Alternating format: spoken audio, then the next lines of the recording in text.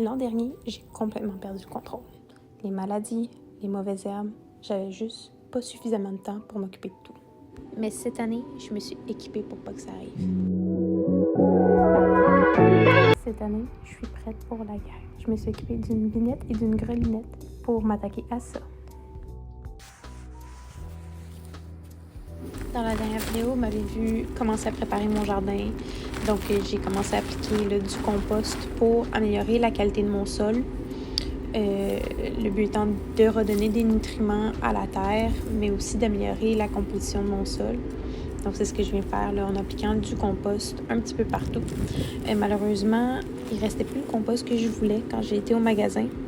Et puis, je ne sais pas si vous pouvez voir la différence entre le premier compost qui était quand même humide, qui était plus foncé, et celui-là que je suis en train d'appliquer présentement, qui est très sec, qui revole un peu partout. Malheureusement, ce que ça fait, ça, c'est qu'il devient un peu hydrophobe. Mais là, il annonce 30 à 50 mm de pluie dans les 2 prochains jours. Donc, j'ai hâte de voir là, si ça va aider à la situation. Donc, une fois que j'ai appliqué mon compost, je suis venue le répandre là, pour essayer de le mettre, de l'égaliser partout. Ensuite, j'ai utilisé mon nouvel outil, ma binette. Ma binette, elle vient aider à retirer les mauvaises herbes. Donc, j'ai juste besoin de passer. C'est une lame oscillante qui vient couper là, les petits mauvaises herbes là, en début de germination. C'est vraiment utile. Ça me permet d'aller beaucoup plus loin dans mon jardin. Ensuite, j'utilise ma grelinette pour venir aérer mon sol. Donc, c'est mieux de faire des trous pour aérer comme ça, mais sans tout mélanger la terre. Là. Ça ne vient pas affecter là, la vie qu'il y a dans mon sol. Donc, c'est l'utilité de la grelinette.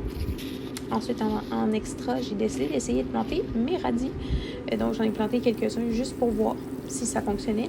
Même chose pour mes pois, la température était quand même propice. Donc, j'ai utilisé la méthode du pied carré pour planter mes pois mange-tout.